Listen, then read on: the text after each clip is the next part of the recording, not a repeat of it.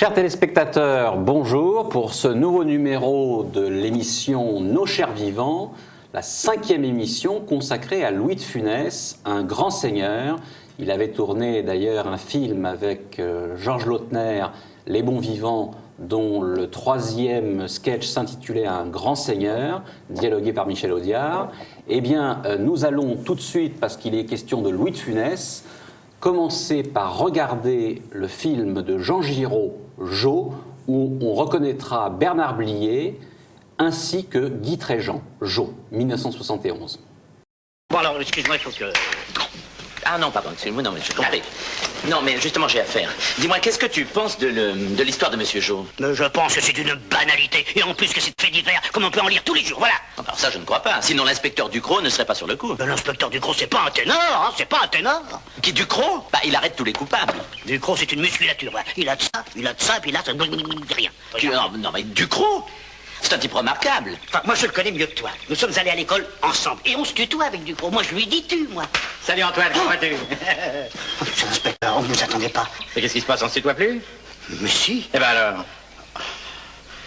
Comment va voir? Comment va toi? Hein? Comment vas-tu? Ah, à la bonne heure. Depuis le temps qu'on se connaît. Monsieur, Collat. maître Collat, avocat à la cour d'assises. T'as déjà choisi un avocat? Chanté. Inspecteur Ducrot, vous savez que notre ami Antoine se met à écrire des pièces policières? Sacré Antoine, hein. Tu te souviens quand on était tout petit? Je sais qui a tué Monsieur Jo. Moi aussi. Comment toi aussi? Ah, puis je me souviens quand on était tout petit, on était des petits des bambins. Oh. Qu'est-ce qu'on va boire quelque chose? Hein? Parce qu'il ne faut pas boire. Comment? Hein? On va quoi? On va boire, mais on va boire. Je vais chercher de la boire.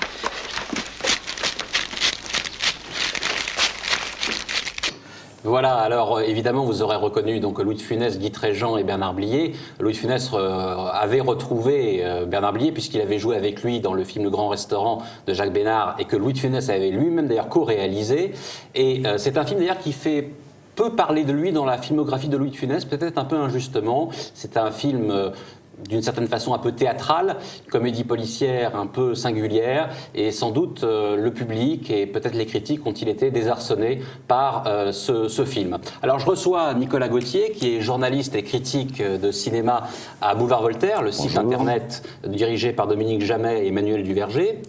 Bonjour Nicolas Gauthier, vous êtes un fan de Louis de Funès. Oui. Vous connaissez bien l'œuvre filmique et cinématographique de Louis de Funès, et vous êtes un amateur, c'est-à-dire au bon sens du terme, au sens où vous aimez précisément Louis de Funès. Et vous l'aimez depuis très longtemps. Oui, depuis que je fais partie de cette génération qui a grandi avec l'adjudant Cruchot, le brigadier chef Cruchot, pardon.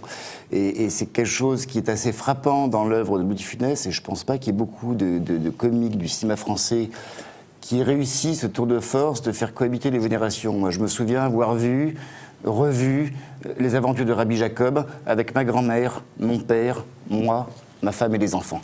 4 générations devant Louis de Funès. Effectivement, je pense qu'en ce sens, c'est une sorte d'exception culturelle française. Alors, disons quand même pour les plus jeunes téléspectateurs, bien que il y ait beaucoup de gens qui connaissent Louis de Funès. Il est mort depuis plus de 30 ans, mais les plus jeunes, les plus vieux, ceux qui sont entre les deux, connaissent Louis de Funès. C'est comme Michel Audiard, ça fait partie des valeurs sûres du cinéma français qui transcendent les générations, comme vous le disiez à l'instant, Nicolas Gauthier. Mais disons quand même 2-3 mots de la carrière de Louis de Funès, de sa naissance, de sa mort, afin qu'on le connaisse un tout petit peu mieux et qu'on puisse le restituer dans son contexte historique. Louis de Funès est né sous le nom de Louis-Germain David de Funès de Galarza. Il est né le 31 juillet 1914 à Courbevoie. Il est d'origine espagnole, évidemment, comme son nom l'indique. Ayant joué dans plus de 140 films, il mettra longtemps d'ailleurs à se faire connaître et à se faire un nom. Il est l'un des acteurs comiques français les plus célèbres et les plus populaires du cinéma français. Il s'est fait remarquer, évidemment, à la fin des années 50 dans La Traversée de Paris de Claude Autant-Lara avec Jean Gabin et Bourvil, le rôle de l'épicier Jean Bier. Et alors qu'il n'interprète qu'un petit rôle, finalement, il a été tout de suite admiré, aimé, et la plupart des cinéphiles se souviennent de ce rôle-là. Il éclate dans la série des Gendarmes de Saint-Tropez dans les années 60, 70, 80. Il y a eu plusieurs gendarmes, et il est époustouflant, comme toujours, dans les films de Jean Giraud, à commencer par Pouic Pouic en 1963, Faites sauter la banque 1964 avec Jean-Pierre Mariel, Les Grandes Vacances 1966, où déjà on retrouve Claude Jansac, et nous aurons au téléphone tout à l'heure Claude Jansac, qui avait joué évidemment dans Le Gendarme se marie. Également Jo, dont on vient de passer un extrait, qui est sorti en 1971. Il sera aussi détonnant dans la série des Fantomas, qui le feront connaître, aux côtés de Jean Marais et de Mylène de Mongeau, des films d'André Hunebelle dans les années 60, et dans les films de Gérard Houry dans les années 60, 70, à commencer par Le Cornio, La Grande Vadrouille, La Folie des Grandeurs et Les Aventures de Rabbi Jacob, 1973. Après tous ces films, il faut ajouter nécessairement quelques comédies mémorables de Louis de Funès. Oscar en 1967, d'Édouard Molinaro, Le Grand Restaurant, 1966, un an avant, on en a parlé, de Jacques Bénard, co-réalisé par de Funès. Et puis Le Gentleman d'Epsom, un des premiers bons, très bons de Funès, petit rôle aux côtés de Jean Gabin, film de Gilles Grangier. Après 73, après Les Aventures de Rabbi Jacob, il aura un infarctus. Pendant 1 an et demi, il en mettra à se remettre, et il tournera aux côtés de Claude Zidi son dernier bon film, peut-on dire, L'aile ou la cuisse en 1976, un film contre la malbouffe. Il meurt le 27 janvier 1983 à l'âge de 68 ans. Alors, Nicolas Gauthier, le film qui a fait véritablement connaître Louis de Funès auprès du très grand public, c'est Le Gendarme. Mais il y avait quand même plusieurs autres films où il avait occupé un premier rôle. Oui, alors effectivement, il faut savoir que Louis de Funès a aussi cette particularité d'avoir une célébrité tardive. Oui. Quand sa carrière explose, il a déjà 50 ans. Et il était un fait, ça explique beaucoup de sa psychologie, c'est qu'il aura toujours une petite rancœur réelle, vis-à-vis des producteurs, à qui il reprochera toujours de l'avoir freiné. Ouais. Et que ça expliquera sa grande amitié avec son dernier producteur Christian Fechner. Notamment sur L'aile ou la cuisse. Effectivement, c'est la résurrection de Louis de Funès. Mais ce qui est passionnant, c'est vrai, effectivement, vous citiez tout à l'heure la traversée de Paris, et oui, c'est un petit rôle, mais dans lequel il parvient à ce tour de force d'éclipser en 10 minutes les deux plus grands monstres du cinéma français que sont à l'époque Bourvil et Gabin. On ne voit que de Funès. Comme on dit, c'est un bouffeur de scène. Et là, effectivement, la consécration, ça va être dans son rôle dans la série des Gendarmes, où il va fixer une bonne fois pour toutes tout ce qui va faire la spécificité de sa personnalité. C'est-à-dire impitoyable avec les faibles et rampant devant les forts et les puissants. Alors, on le remarque avant Les Gendarmes, comme je l'ai dit, dans Pouic Pouic. Oui. On le remarque évidemment dans Le Gentleman d'Epsom, où il est extraordinaire. Le rôle d'un restaurateur cuistre est particulièrement radin et qui veut absolument s'engraisser en tant que parvenu face à Jean Gabin. Et puis il y a aussi Faites sauter la banque, qui est un film un peu méconnu dans la filmographie de Funès. Comme parmi ceux que vous avez oubliés, il y a Le Petit Baigneur aussi. Le Petit Baigneur, bien sûr, qui a contribué beaucoup à faire connaître de Funès. Voilà, et qui a permis à Robert Derry et les Branquignoles de faire un grand retour. Il avait d'ailleurs tourné dans d'autres films de Robert Derry, Les Belles Bacchantes et La Belle Américaine. Tout à fait. Ce sont des films qu'il faut aussi mentionner dans la filmographie de Louis de Funès. Mais c'est vrai que c'est une silhouette familière. C'est un peu ce qu'on dit, effectivement. Il y a tout cinéma français populaire est fondé principalement sur les seconds rôles, cette catégorie d'acteurs qu'on connaît, sauf qu'on ne sait jamais comment ils s'appellent. Et pour parler vous évoquiez Michel Audiard tout à l'heure, sa première participation au cinéma, son premier petit rôle, c'est dans Mission à Tanger, si mémoire est bonne, sur des mots du dialogue d'Audiard, où il joue le rôle d'une espèce d'officier d'opérette. Il a une réplique à dire, c'est « Allez-y Franco, mon général ».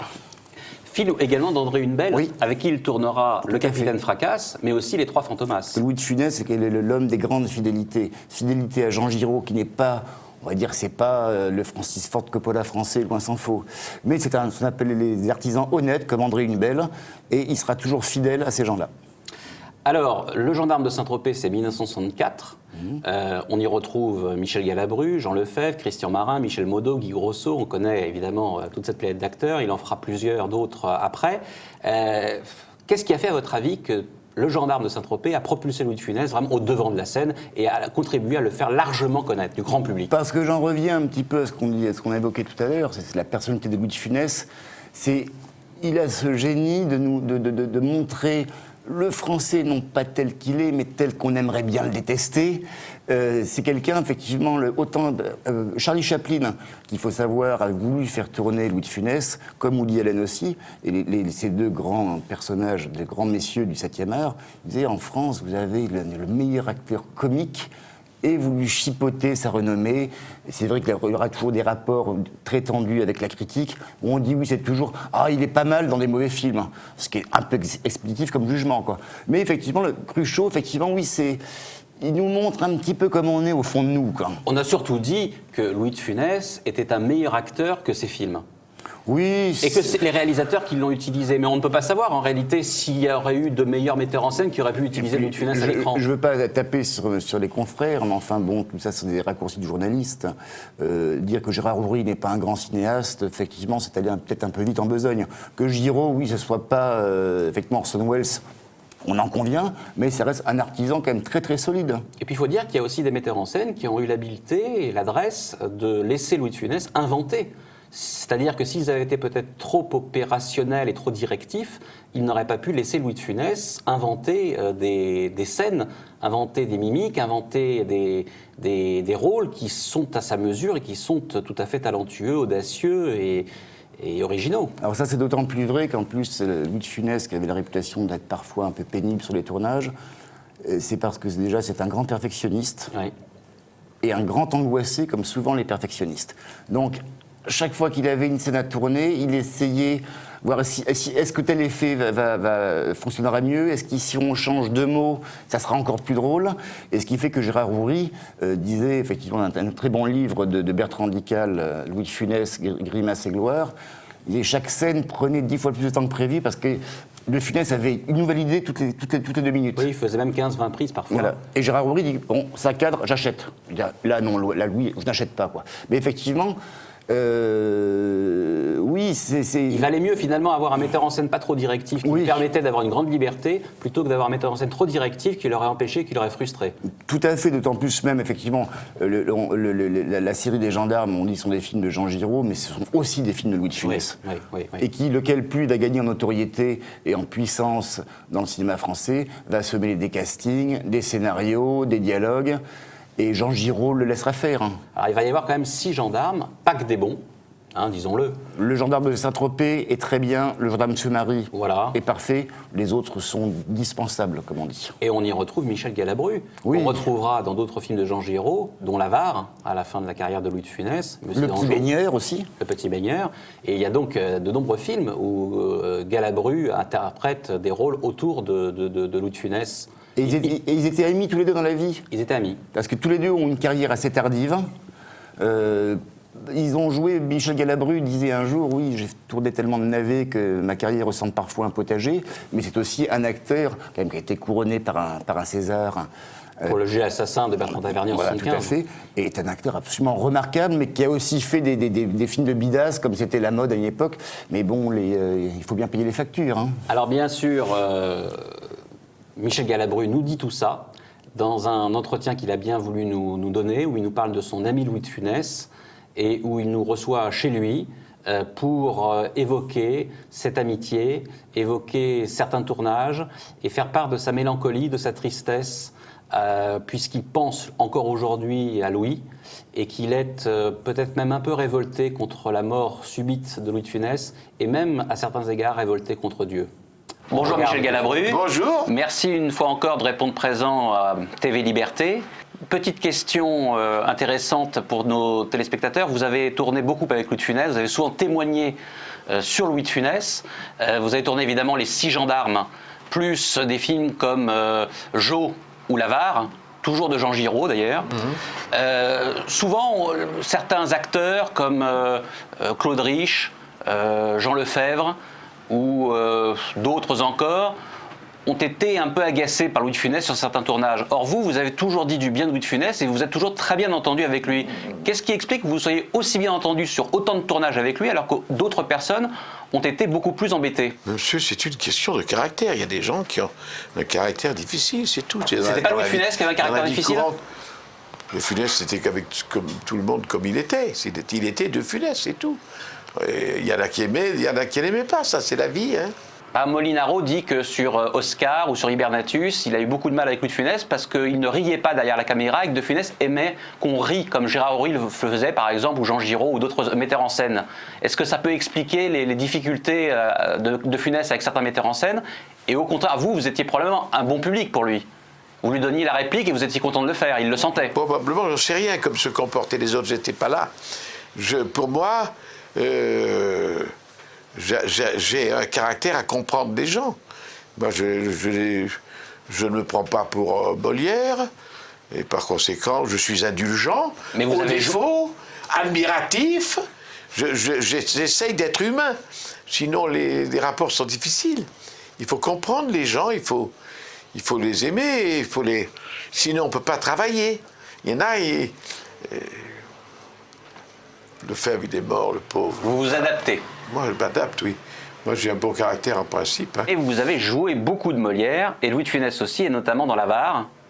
Est-ce que vous étiez parfois derrière la caméra pour regarder comment jouait Louis de Funès? Est-ce que vous riez au moment où Louis de Funès pouvait faire rire? Oui, quelquefois, il était irrésistible. Moi, à un moment donné, dans l'Avare, justement, il devait me taper. Alors, il m'avait poussé sur la table. J'étais à sa merci et pour qu'il me foute une volée, quoi. Et d'ailleurs, il me tapait avec un bâton. Il avait plusieurs bâtons. Et il me faisait beaucoup rire. Il avait sa tête là sur moi. C'était irrésistible. Comment les gens ne pouvaient pas rire. Après, d'ailleurs, cette scène faisait beaucoup rire aussi. Et est-ce que vous, quand vous jouiez avec lui et que lui était parfois derrière la caméra, est-ce qu'il pouvait rire de ce que vous faisiez? Ou est-ce que vous, ne regardiez pas forcément à ce moment-là? Non, mais il riait, il était très bon public. Ah oui. D'ailleurs, en général, les grands comiques sont très, très rieurs. Sinon, ils ne goûteraient pas. Vous voyez, il faut s'y connaître un peu, il faut apprécier. Ils ont de l'empathie. Voilà, exactement, ils sont contents.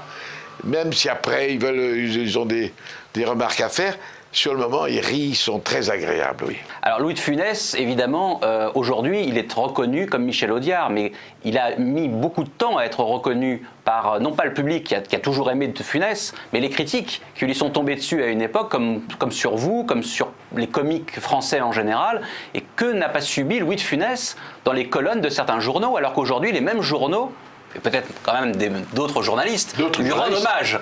Les autres sont morts. Les autres sont morts, oui. Ouais. Et alors, ça, c'est la connerie. Hein. Je m'excuse. De Funès était un type très drôle, qui avait beaucoup de talent. Ne pas le reconnaître quand on le voyait, c'était de la connerie, c'est tout.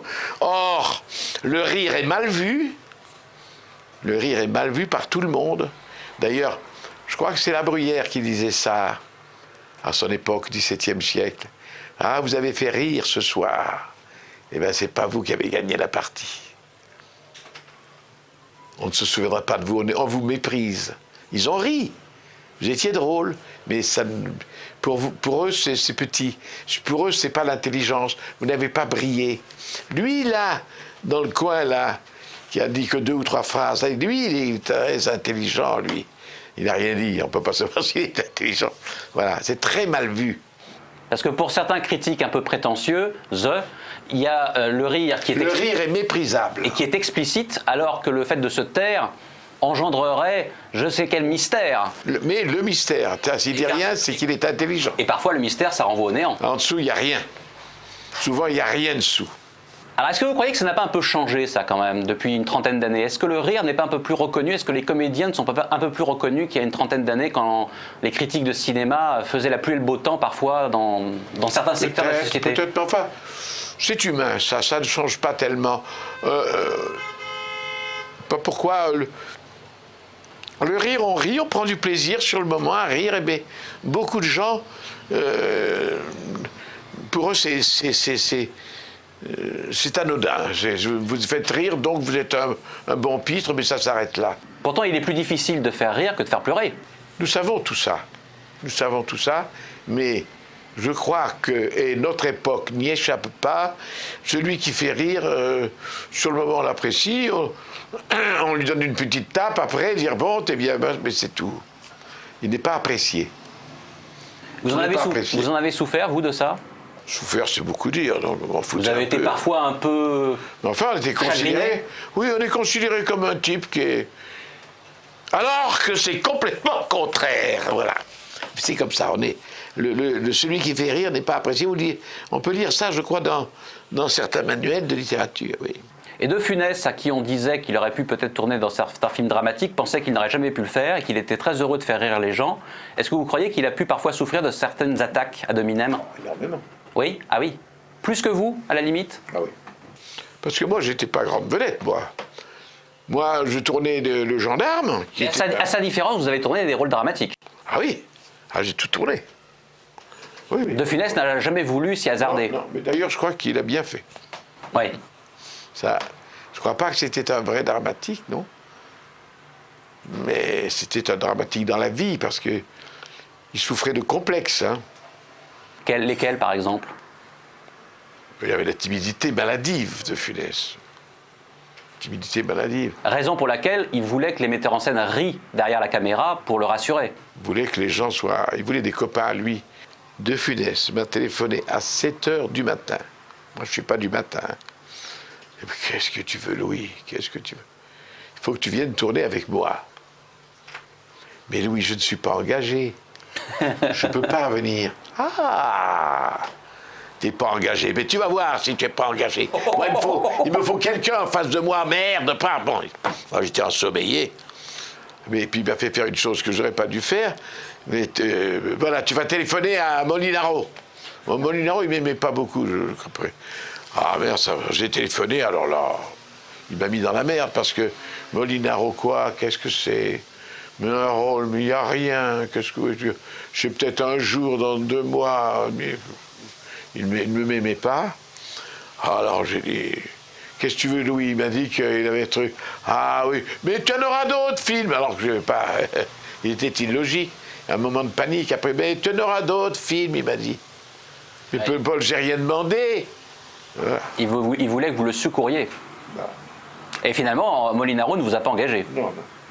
Mais c'était un moment d'angoisse représentatif de la personnalité de Louis de Funès. Vous en déduisez ce que vous voulez. À 7h du matin, il a eu la faiblesse de m'appeler parce qu'il paniquait. Voilà, c'est tout. Aujourd'hui, De Funès est quand même, comme je le disais tout à l'heure, très reconnu. Audiard, De Funès, ce sont 2 valeurs sûres du cinéma français. Il y a 30 ans, tout le monde les attaquait, maintenant tout le monde les encense. Comment vous percevez cette évolution et comment expliquez-vous que l'un et l'autre soient aussi reconnus après avoir été tant attaqués? C'est banal, c'est habituel. Le premier, les gens ne sont pas bons. Le premier mouvement est la critique. Ah, il fait rire, oh, tu trouves drôle, ça commence comme ça. On entend dire, ah, il y a un mec qui est drôle. Tu devrais aller le voir. Un type y va. Oh non, je trouve pas parce qu'il faut dire non. On est négatif. Les gens ne veulent pas reconnaître, ils ne veulent pas admettre, ils ne veulent pas, etc. Il faut du temps pour qu'ils soient éventuellement reconnus, voilà, parce qu'ils sont géniaux. Oui. Et ils ne veulent pas aller dans le sens commun. Ça les gêne, etc. quoi. Et vous n'étiez pas fasciné parfois par le contraste qui existait entre d'un côté le De Funès très timide, anxieux, angoissé, derrière la caméra, puis le De Funès éclatant, explosif, d'une drôlerie irrésistible devant. Vous n'avez pas l'impression que cette métamorphose était géniale? Non, parce qu'en principe, ça fait partie des gens qui ont dans le comique, ce sont des timides. Un homme qui est comique n'est pas... C'est un type qui est timoré. C'est un type qui a peur. C'est un type qui est intimidé, qui n'ose pas se montrer. Tout ça fait partie de la base d'un comique. D'où vient le comique? Enfin, moi, c'est une analyse que je vous fais. Moi, parce que j'avais ça. De Funès était très timide. Et il me demandait à son secours souvent. La preuve, quand je ne sais qui de la télévision est descendu pour l'interviewer de Paris, ce type qui croyait aux lunes, aux avions, aux trucs là, lunaires, ce truc là, soucoupe volante là. Jean-Claude Bourret. Voilà. Il connaît tout, lui. que ça, il y a 10-15 ans de ça. Et plus que ça, peut-être. Plus, oui. Eh bien, il était descendu pour interviewer Funès. De Funès, c'est la grosse vedette. Moi, j'étais une merde. Et C'est pas exagéré quand même. Presque assis à cette époque-là, oui. Ah, vous étiez considéré comme tel. Ah oui, oui. Mais ça n'était pas vrai pour autant. Un ringard. Bah oui, C'était écrit dans la presse. Comment Monsieur Machin, ce truc, a pris pour ce film un ringard. Vous avez souvent raconté l'histoire justement de votre engagement sur le premier gendarme. Voilà. Où vous avez. Voilà, on avait dit- je veux un ringard. Je ne veux pas le payer. Je veux, ben, c'est ça. Bon, il y a 2 fenêtres, ça va coûter de l'argent, ça c'est chiant. Et puis alors là, attention, là, vous mettez des minables, hein. Ouais. Je sais que vous aimiez beaucoup de Funès. Quand vous y repensez parfois, est-ce qu'il vous arrive d'être ému? Est-ce que vous le regrettez? Est-ce que vous aimeriez pouvoir lui parler? Est-ce que vous lui parlez un petit peu dans votre cœur, dans votre... Voilà, je vais vous dire une chose définitive. Je crois que celui qui nous a créés, s'il y en a un, l'architecte, comme disait Voltaire, n'est pas gentil. On ne fait pas naître les gens pour les tuer. C'est être... Moi, si vous me donnez la direction du monde, il n'y a plus un mort. Et je ne comprends pas qu'un type tout-puissant ne fasse pas de même. Et toute la terre entière est vouée à la destruction par quelqu'un qui se croit en Dieu créateur tout-puissant. Il n'y a plus à discuter. S'il est tout-puissant, il peut tout faire. Alors pourquoi un petit bébé meurt? Pourquoi celui-là a le cancer? Pourquoi celui-là a un morpion? Pourquoi celui-là... Tout ça, c'est dégueulasse. Vous voyez ce que je veux dire? Je trouve ça dégueulasse. Tous ces morts, tous ces trucs, pourquoi faire naître des gens pour les tuer? Ça n'a... Qu'est-ce que c'est que cette loterie? Si tu tires 2 coups, tu iras en enfer. Si tu en tires 3, tu iras... Qu'est-ce que c'est que tout ça? Ça n'a pas de sens. En tout cas, je remarque que vous répondez à la question sur Louis de Funès intimement en disant il est parti, c'est injuste. Ah oui? Pourquoi inventer un type qui fait rire tant de gens, qui fait du bien par conséquent, et puis le tuer à 58 ans, le pauvre petit, après 2 ou 3 infarctus?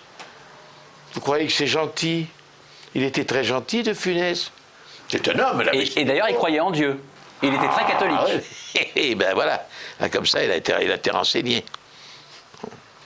Donc vous pensez encore à Louis de Funès, mais toujours avec un tout petit peu de tristesse et de mélancolie. Avec beaucoup d'amour, et puis voilà, c'est pas...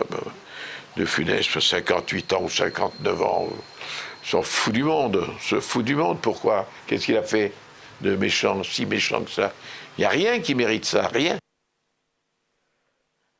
Quand on a l'habitude d'entendre et de voir avec le rire se déployer et la faconde qui est la sienne, que l'on voit d'ailleurs au début de l'entretien, est beaucoup plus mélancolique à la fin quand il s'agit de Louis de Funès. Alors petite remarque quand même, Louis de Funès n'était pas mort à 59 ans mais à 69. Et ça vous interpelle, Nicolas Gauthier, quand vous voyez Michel Galabru, qui finalement d'une certaine façon prend le cas particulier de Funès pour le généraliser à l'ensemble de la question de la foi et du créateur? Est-ce que vous ne croyez pas que en fait, il pose la question qui est un peu la question d'Albert Camus sur la révolte contre Dieu, l'absurdité de la vie d'un côté, la révolte contre Dieu et au contraire le consentement à la vie. Et là, évidemment, il en tient, lui, pour l'absurde et pour la révolte contre le consentement. C'est la question de la foi, finalement. C'est le chagrin d'un homme, peut-être qu'il est encore plus exacerbé. S'agissant d'un artiste dont on dit, on va éviter les clichés, mais qui sont peut-être plus sensibles que d'autres. Et c'est surtout quelqu'un qui pleure son ami. Moi, ce qui est très touchant, à un moment, il évoque la figure de Jean Lefebvre, effectivement, qui a eu un parcours un peu similaire à tous ces gens-là. Qui ne s'entendait pas très bien avec De Funès, d'ailleurs, à la fin. Non, ils ont eu une très grosse fâcherie pour des queues de cerises. Non, mais je peux comprendre. De toute façon, déjà, quelqu'un qui est en colère contre Dieu, ça prouve déjà d'une certaine manière, il y croit. Oui. On peut y voir une sorte d'hommage du vice à la vertu. Le pire, c'est l'indifférence, c'est comme dans l'amour. Hein. Et puis, comme disait Peggy, présence de Dieu, absence de Dieu, c'est toujours de Dieu dont il est question. Voilà. Tout à fait. Alors, on revient aux gendarmes, ce qui effectivement n'est pas tout à fait en rapport avec cette question-là. Et il y a eu un deuxième gendarme excellent, c'est le gendarme se marie, où apparaît Claude Jansac. Non, la sublime La Claude Jansac. sublime Claude Jansac. Une des femmes les plus élégantes du cinéma français. Et même nous, quand on était petits, on peut dire qu'on était tous un peu amoureux d'elle en cachette. La quête de la chance, Cruchot. Et le gendarme se balade, et le gendarme... Et puis il y a des films comme Les Grandes Vacances, comme... il a 10 films. Même dans La Loup la Funès. Cuisse, elle a un petit La Loup rôle. la Cuisse, le rôle de sa Elle n'est que secrétaire. sa secrétaire, c'est pas son épouse. Mais c'est pas là où elle est la plus belle d'ailleurs.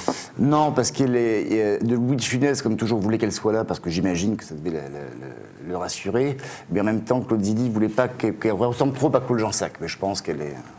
Elle en dira beaucoup. C'est un rôle de composition, en quelque Oui, sorte. tout à fait. Puis c'est un clin d'œil. Et il l'appelle d'ailleurs ma biche, Oui. dans de très nombreux films. Mais il avait déjà appelé ma biche Jacqueline Maillan dans Pouic Pouic, et puis d'autres femmes, il les appelle toujours ma biche. On peut avoir plusieurs biches. Hein. Alors, nous avons Claude Jansac en ligne. Est-ce que Claude Jansac nous entend? Claude Jansac? Absolument, absolument. Voilà, alors vous voyez, on était en train de parler de la biche que Louis de Funès aimait dans une dizaine de films, puisque vous avez tourné dans 10 films avec Louis de Funès. Et vous appelez ma biche, et je crois qu'il y a d'ailleurs une rumeur qui court selon laquelle vous auriez habité dans une maison où on aurait recouvert les murs de tags et d'inscriptions avec marqué ma biche, et vous auriez été obligé de partir de cette maison. Est-ce que c'est exact? Non, c'est Ah, pas tout non, à c'est une fait rumeur. ça. Oui, non, c'est pas vraiment une rumeur, mais ce n'est pas dans une maison. Ah.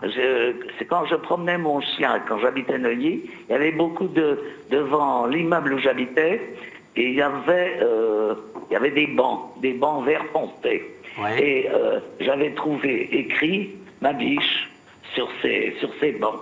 Voilà, c'est ça exactement. Ça pouvait vous émouvoir. Bah oui, ça m'amusait et ça me faisait plaisir. Alors, vous avez donc joué le rôle de Sabiche, mais vous n'avez pas joué que le rôle de Sabiche à l'écran, puisque vous avez joué effectivement le rôle de sa secrétaire, on en parlait à l'instant avec Nicolas Gauthier, dans L'Aile la Cuisse, et puis d'autres rôles, mais 10 films avec Louis de Funès, ça a dû marquer toute votre carrière cinématographique, sachant que vous êtes aussi une femme de théâtre. Oui, j'avais été surtout une comédienne de théâtre et aussi beaucoup à la télévision en France. Mais c'est quand même grâce aux éclaboussures de Louis que j'ai été connu dans les films avec lui. Est-ce qu'il vous faisait rire? D'abord dans la vie, mais surtout, est-ce qu'il vous faisait rire comme acteur? Ah bah oui, bien sûr. Et sur le tournage? J'avais beaucoup de mal. Ah oui, mais j'avais beaucoup de mal, justement. Ah oui. Alors, je trichais, je m'arrangeais pour ou tousser ou pour me mettre la main devant la bouche, enfin bon. Mais sinon, heureusement, on répétait quand même 2-3 fois avant le plan qu'on allait tourner. Alors là, je pouvais faire quand même beaucoup plus attention. Et quand vous revoyez le film après, vous étiez aussi bonne téléspectatrice ou spectatrice? Vous riez toujours autant? Oui et non. Non, parce que je me trouvais tellement pas bonne dedans. Ah bon? Oh, Oui, non. oui. Faut pas Alors, dire ça. Je regardais beaucoup plus mes imperfections quand je regardais le film. Mais plus maintenant. Alors, mais à l'époque, oui. Il y a Nicolas Gauthier, qui est journaliste et critique de cinéma à Boulevard Voltaire, qui est un site sur Internet, et qui vous voue une admiration sans borne, et qui veut vous contredire, justement. Non. Comment? J'ai pas compris. Nicolas Gauthier est journaliste, et il vous voue une admiration sans borne, et il veut vous contredire sur le fait que vous disiez que vous êtes particulièrement pas bonne dans certaines scènes ou dans certains films. Alors, Nicolas Gauthier veut vous dire quelque chose. Mais vous savez, j'ai ce que j'ai pas mal de comédiens comme moi, c'est-à-dire que on ne s'aime pas beaucoup. Moi, je sais que je ne m'aimais pas beaucoup au cinéma. Je regardais mes imperfections, je disais non, tu aurais dû faire ça, tu aurais pas dû faire ça, etc. Mais j'étais un peu négative. Mais je vous parle de ça d'il y a 35-40 ans. Oui, mais Parce que maintenant, je me fais ah bah tiens, c'est pas mal. Comment? Comme il y a eu beaucoup de gens qui ont loué Louis de Funès, et nous aussi aujourd'hui on le loue et on l'aime, il y a peu de gens qui ont manifesté autant d'amour pour De Funès que pour vous. Mais je connais moi personnellement un certain nombre de gens qui sont fascinés par les rôles de Claude Jansac. Et c'est pour ça que je me permets de vous demander d'attendre quelques secondes pour que Nicolas Gauthier puisse vous dire de ce qu'il pense de vous à l'écran. Ah, d'accord. Alors, chère madame, déjà, c'est un immense plaisir pour moi de pouvoir m'adresser à vous. Je regrette que ce ne soit pas de visu. Mais par une exquise pudeur, effectivement, en vous revoyant, vous ne vous aimiez pas. Je peux vous dire que vous étiez bien la seule et que nous vous adorions. Vous voyez, c'est pas des compliments, c'est pas des compliments outranciers ou flagorneurs. C'est vraiment quelque chose que je sais qui est partagé par beaucoup de spectateurs et de téléspectateurs. Et j'ai une jeune fille qui a 19 ans maintenant et qui a grandi en regardant les films de Louis de Funès. Elle me dit: tu feras de faire un gros bisou à Madame Cruchot. Donc, vous lui dites que je l'embrasse aussi, alors. Alors, c'est très gentil. Une question peut-être un peu plus indiscrète, vous pouvez ne pas y répondre si vous le souhaitez. Vous avez répondu dans un entretien, dans un magazine, dit-on People, que Louis de Funès était amoureux de vous et que ça vous avait été raconté par Michel Galabru. Est-ce que vous confirmez? Non, mais ça c'était... C'est-à-dire que Michel, un jour, m'a dit, tu sais, je me demande, parce qu'il t'aime beaucoup, Louis, je me demande s'il n'est pas amoureux de toi. Ce à quoi je lui avais dit, ça m'étonnerait, je m'en serais aperçu. Non, je ne crois pas du tout. Ah bon. Non, mais on se connaissait depuis très longtemps. Je connaissais aussi très bien sa femme. Et Jeanne avait dit à Louis, tu devrais prendre Claude pour jouer auprès de toi, parce que Louis aimait toujours avoir des gens qui il avait confiance auprès de lui, notamment Michel Galabru. Et puis d'autres. Il avait des techniciens aussi qu'il aimait beaucoup, et qu'il aimait beaucoup avoir avec lui quand il tournait. Il aimait des visages connus, il se sentait en confiance. Est-ce qu'il n'y a pas un rôle qui vous a particulièrement marqué, et pourtant on n'en entend pas beaucoup parler quand on parle de la carrière de Louis de Funès, c'est le rôle que vous avez interprété dans Jo, où vous êtes à la fois d'une beauté resplendissante, en même temps d'une drôlerie irrésistible, et c'est en même temps un film qui est fait en forme de pièce de théâtre, où on se régale, mais c'est pas forcément le film dont on parle toujours quand on évoque Louis de Funès. Est-ce que vous en gardez un très bon souvenir? Ah ben oui, bien sûr. Mais je crois que c'est un des films où j'ai le plus ri, et où j'avais le plus de mal à faire attention à ne pas rire en tournant. Bon, merci en tout cas à Claude Jansac. Merci à vous. C'est moi qui vous remercie, parce que c'est très gentil la façon dont vous me parlez. C'est pour nous un honneur de pouvoir vous parler aussi. Merci en tout cas. Et c'est très sincère. Bonne continuation. Merci infiniment. Au revoir. Au revoir, madame. Au revoir. Voilà, alors Claude Jansac, qui effectivement a tourné avec Louis de Funès dans une dizaine de films, et que nous avons la chance d'avoir par téléphone, qui a tourné aussi évidemment avec Michel Galabru, que nous avons vu juste avant. Mais revenons un petit peu à la filmographie de Louis de Funès. Il y a une deuxième série, si j'ose dire, de films qui a beaucoup compté dans la carrière de Louis de Funès. Ce sont les Fantomas d'André Hunebelle. Oui. Avec Jean Marais, où finalement Louis de Funès a fini par piquer le premier rôle à Jean Marais. On parlait tout à l'heure effectivement de la fameuse scène de M. Jambier, 22 rue Poliveau, où il vole la vedette de Bourreville et de Jean Gabin. Et ben, il va se passer la même chose quand Louis de Funès tourne dans le premier Fantomas. La vedette, il ne faut pas oublier, c'est Jean Marais. Oui, Fandor. Voilà, le commissaire juif n'est qu'un second rôle. Et il a, je pense, une telle rage d'y arriver, parce que n'oublions pas une fois de plus, c'est une célébrité tardive. Et Mylène de Mongeau en parle dans l'excellent livre de Bertrand Dical. Et elle voit effectivement Jean Marais en train de se faire voler le film. Ouais. Et il le laisse faire parce qu'il comprend aussi. Et Il a beau, en plus, ce qui est assez marrant, Jean Marais joue un jeune premier, mais il ne faut pas oublier, à l'époque, il est largement passé la cinquantaine. Ouais. Mais cinquantaine sportive, athlétique. Et à ce propos de la série des Fantomas, effectivement, on est assez loin du personnage littéraire de base, et on est un petit peu dans l'ambiance James Bond. Il va y avoir des gadgets, des poursuites de voitures. Et à propos de poursuites, j'ai eu l'occasion, le privilège d'interviewer il y a de ça une quinzaine d'années Rémi Julienne, le grand cascadeur français, ouais, qui est encore de ce monde, Dieu lui prête vie, et qui à l'époque des Fantomas est l'apprenti de Gilles de la Mare, le pionnier français des cascades au cinéma et même quasiment dans le monde. Et il parlait Rémi Julienne évoquait le tournage des Fantomas, il me dit effectivement à propos de la personnalité de Funès. Parce que chaque fois qu'on rencontre quelqu'un qui connaît quelqu'un de connu, le premier réflexe un peu naïf qu'on a, c'est est-ce qu'il est gentil dans la vie ? Oui. Et moi, des gens m'avaient dit oui, que sur les tournages de Funès, ça pouvait être insupportable. Oui, parce qu'on faisait un rapport entre ses rôles à l'écran où il était odieux, même s'il avait des côtés attachants, et qu'on pouvait avoir de l'empathie, qu'on pouvait se reconnaître dans le caractère même parfois un peu outrancier de Louis de Funès, très français d'ailleurs, mais il n'était pas forcément comme ça dans la vie. Tout à fait. Alors, à ce détail près, ce que disait Rémi Julienne, c'est que sur un plateau de tournage, Louis de Funès était une courtoisie exquise avec tout ce qui était petit personnel. L'exact contraire de son avatar de cinéma. En revanche, quand un producteur arrivait sur le plateau, il commençait à le regarder de travers. Il me raconte, Rémi Julienne raconte cette scène sur le premier Fantomas avec Gilles de la Mare, il manque une cascade.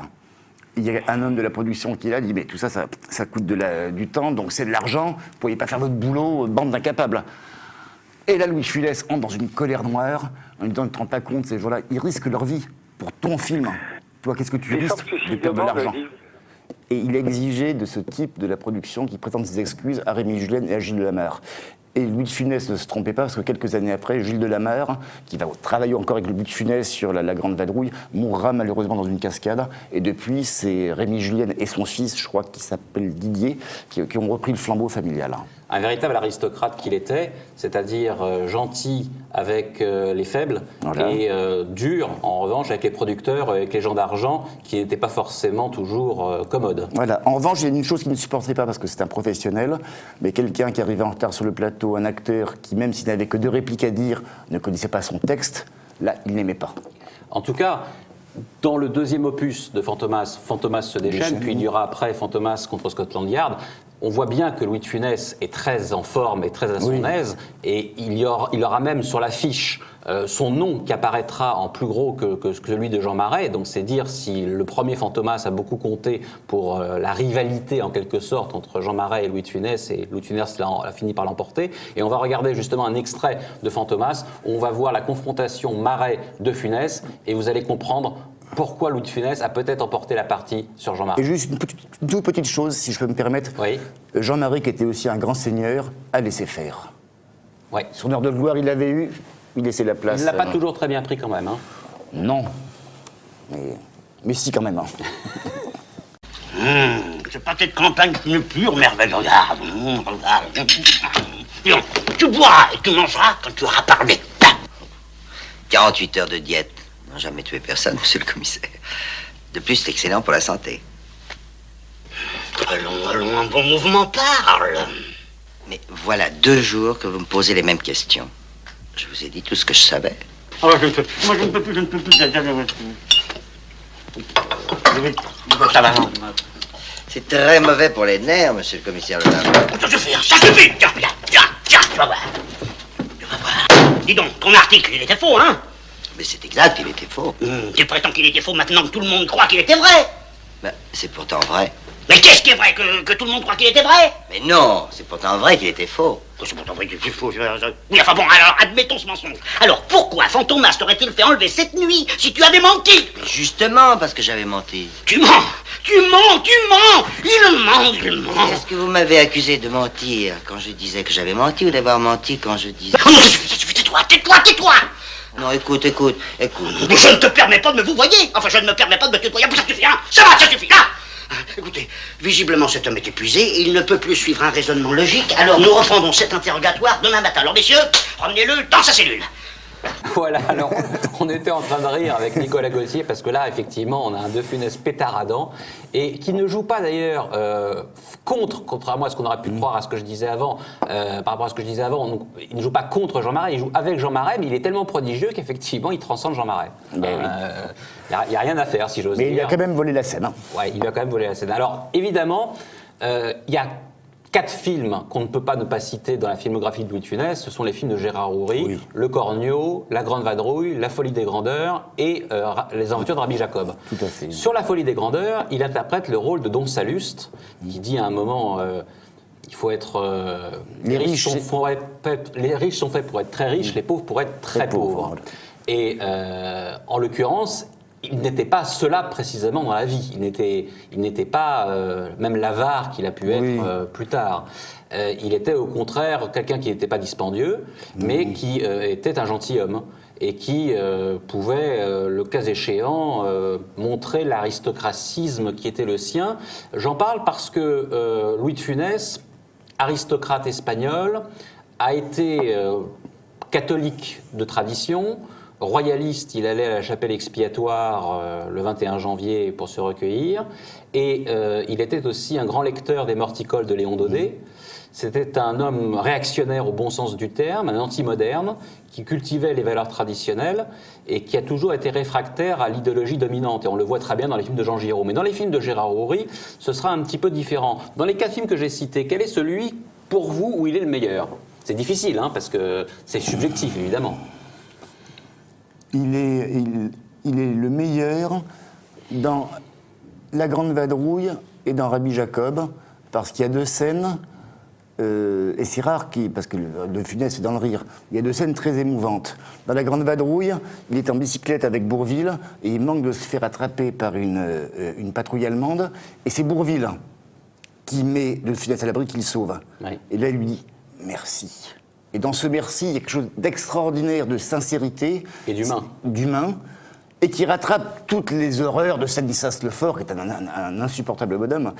Et dans Les Aventures de Rabbi Jacob, il y a la scène dans la synagogue où il doit bénir pour un petit enfant juif pour la bar mitzvah, et puis il ne sait pas trop comment bien s'y prendre. Et à un moment, il lui met la main sur la tête, il dit « je te bénis ». Et dans ces 3 mots, Oui. il y a toute l'humanité Et l'amour. et l'amour qui passe. Oui, oui. Et ces 2 L'émotion. films sont... Le Cornio, on va dire, c'est un galop d'essai. Oui. Mais La Grande Il Vadrouille... a d'ailleurs un deuxième rôle, Oui. en termes en tout cas de seconde. Et Gérard Houry lui réécrira plusieurs scènes, et avec Claude de Bourvil, qui était aussi ami avec lui dans la vie que peut l'être Michel Galabru, d'où la scène hilarante de la douche dans le camping, et que Louis de Funès voulait muette. Pour lui, le vrai comique se passait de dialogue. Mais ça, on peut dire que c'est un galop d'essai. Non, vraiment, le grand film, c'est la Grande Vadrouille. D'ailleurs, le film qui a fait plus de 18 millions d'entrées. Oui, qui a été battu par Titanic et Les Ch'tis. Voilà, et qui est donc le 3e film en France qui a le mieux marché. Et qui est une sublime histoire depuis le début du cinéma. Et c'est une sublime histoire d'amitié aussi. Parce que le peintre en bâtiment, le chef d'orchestre, ils finissent par s'apprécier, quoi. Et comme Rabbi Jacob est un film aussi sur l'amitié. Oui. Oui. Alors, on va justement passer un extrait de Rabbi Jacob, où vous allez reconnaître Louis de Funès et Henri Guibet, une scène que l'on connaît mais qu'on prend toujours plaisir à revoir, et puis nous aurons Henri Guibet ensuite par téléphone. Vous êtes juif? Comment Salomon, vous êtes juif? Salomon est juif. Oh! Et mon oncle Jacob, qui arrive de New York, il est rabbin? Mais il n'est pas juif. Ah si. Mais pas de votre famille? Si. Tout ça fait rien, je vous garde quand même. Voilà, alors c'est une scène d'anthologie, c'est une scène qu'on a vue plusieurs fois, et on a justement le plaisir d'avoir Henri Guibet par téléphone. Allô, Henri Guibet? Oui, je vous écoute, je vous entends. Est-ce que vous m'entendez? Très très bien. Voilà, j'ai changé de place. Voilà. Alors, on a passé un extrait des Aventures de Rabbi Jacob, vous savez, la fameuse Oui. scène de Salomon avec Louis de Funès, avec Oui. Pivert, Victor Pivert. On vous a posé 1000 questions sur Louis de Funès et sur ce rôle que vous avez interprété sous la direction de Gérard Houry à l'époque en 1973, mais il est évident que c'est un rôle qui vous a beaucoup marqué, et peut-être qu'il y a certaines choses que vous n'avez pas pu dire jusqu'à maintenant sur ce film et sur la complicité que vous pouviez partager avec Louis de Funès, et notamment peut-être savoir comment vous vous êtes entendu avec lui sur le tournage. Très bien, je veux dire, bon, c'est comme vous le le disiez tout à l'heure, vous savez, les grands acteurs, quand on joue avec de très très grands acteurs, c'est très très confortable parce qu'ils vous donnent du talent. Oui. Il suffit de rentrer dans leur bille et puis on s'aperçoit que tout devient très facile. C'est pas difficile de jouer avec des gens comme ça, c'est au contraire, c'est très simple. Alors Louis, qui savait certainement toutes les méchancetés qu'on disait sur lui, avait un petit gag avec moi entre chaque prise. Il me disait, c'est bien Guibet ce que vous faites, c'est très très bien, mais je vous préviens, ça sera coupé. Je fais tout couper. Il avait un œil malicieux quand il faisait ça. Il n'a rien fait couper, bien entendu, mais on voyait bien qu'il savait ce que les gens pouvaient dire de lui. Oui. Il connaissait les méchancetés qu'on disait sur lui. Il n'était pas dupe. Mais pas dupe. Maintenant, dans le travail, c'est vrai, c'est un homme délicieux à travailler, extraordinaire, d'une grande courtoisie d'abord, d'une très grande gentillesse. Et puis, bon, ben voilà, moi je me... Mais alors c'est intéressant ce que vous dites, parce que des comédiens comme Jean Lefebvre ou Claude Rich ont eu des vrais problèmes avec lui durant un certain nombre de tournages. Oui. Et vous, au contraire, ça s'est extrêmement bien passé, comme pour Michel Galabru. Oui, bien sûr, parce que vous savez, il y a des choses qu'il ne faut pas faire avec n'importe quel acteur. Faut pas jouer la même partition que lui. Oui. Si vous êtes violon, faut pas jouer du tambour. Vous comprenez ? Faut bien jouer sa partition.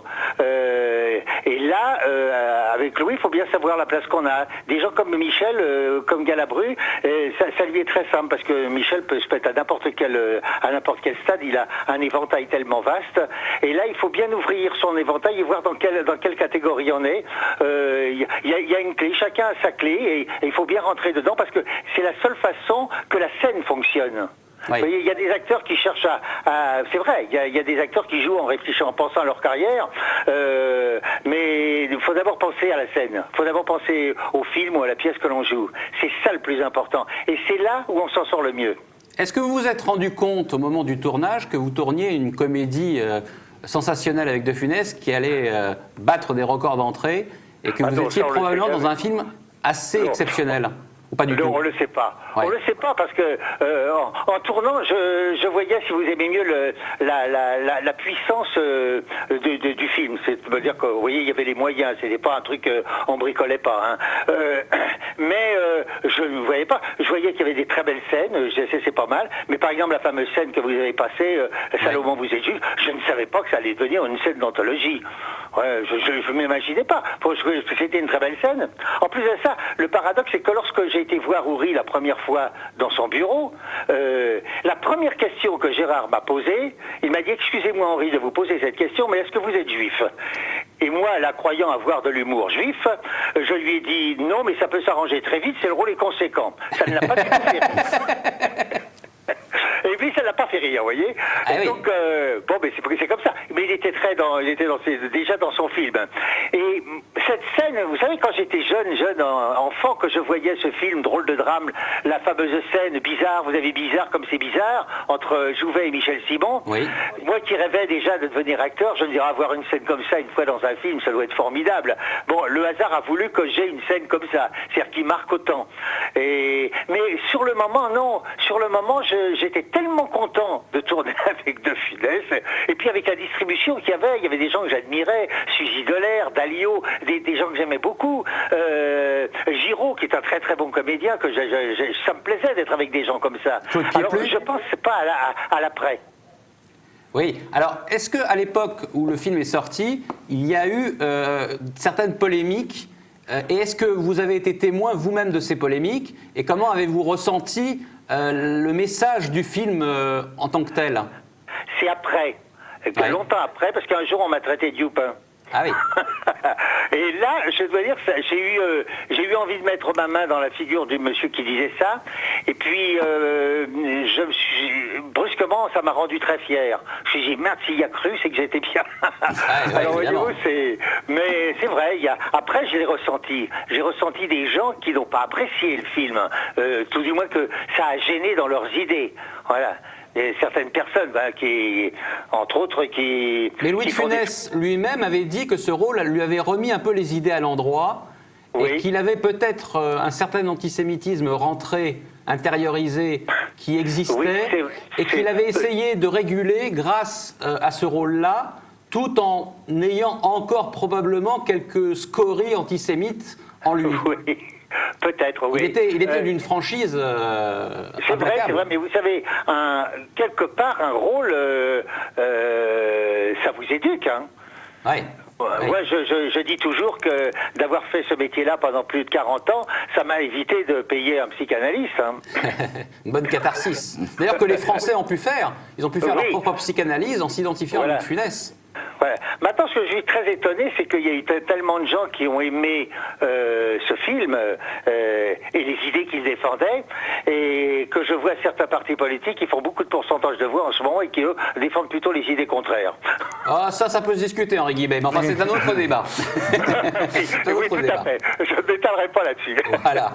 Alors, il y a une autre question que moi je me pose depuis longtemps, parce que on vous a vu en duo et vous étiez très complémentaires l'un et l'autre, Louis de Funès et vous. Est-ce que vous avez eu d'autres projets avec Louis de Funès, même s'il n'a pas beaucoup tourné après ce film ? Non. Non. Il y a un jour, quand il a fait l'Avare, par exemple, de Molière, je me suis dit, j'aurais aimé faire la Flèche avec lui. Oui, c'était le rôle tenu par Bernard Ménez. C'est Bernard Ménez. Et quand j'ai vu Bernard, je lui ai dit, comment t'as fait pour avoir le rôle de la Flèche ? Je lui ai dit, j'ai été voir De Funès, il m'a dit, ah oui, c'est d'accord. Et je me suis dit, mais qu'est-ce que je suis bête, pourquoi je ne l'ai pas fait ? Ouais. Alors, enfin voilà, c'est le regret que j'ai eu, mais cela dit, oui, j'aurais aimé faire d'autres choses avec lui. Peut-être que Georges Lautner, avec qui vous avez tourné quand même une dizaine de films, aurait pu vous engager sur le projet de film qu'il avait avec Louis de Funès. En 1975, il y a eu le film qui n'a pas été fait avec Houry, qui s'appelle Le Crocodile, et le film de Georges Lautner qui devait s'intituler Le Cactus. Alors peut-être auriez-vous pu tourner avec Louis de Funès à cette occasion. J'étais dedans. Ah, vous étiez dedans ? J'aurais été dedans, oui. Ah bah voilà. Alors, oui. Une occasion manquée. Oui, tout à fait. Vous savez, Lautner souvent me demandait de venir dans ses films parce que Lautner adorait être avec des copains. Du reste, je ne disais pas je vais tourner avec un Lautner, je disais je monte à bord d'un Lautner. Oui. C'était des voyages qu'on faisait avec Georges. Et un jour, il m'a dit comme ça, est-ce que tu veux venir à Venise pour tourner avec Belmondo dans le Guignolo ? Je lui ai dit oui, d'accord. Je suis resté 2 semaines à Venise, il m'a fait tourner 2 jours dans un placard. Vous jouez le rôle de Machavoine. Oui, c'est ça, exactement. Et j'étais dans un placard. On aurait pu très bien tourner ça à Paris. Et vous écoutez les ébats de Jean-Paul Belmondo avec une jeune femme. En tout cas, merci Henri Guibet. Merci pour votre témoignage sur Louis de Funès. Et puis, j'espère à très bientôt. Oui, moi aussi j'espère que ce jour-là je pourrai venir. Oui. Voilà. On vous accueillera avec plaisir. Voilà, eh bien mes amitiés à tout votre entourage. Merci beaucoup. Merci. Au revoir. À très bientôt, au revoir.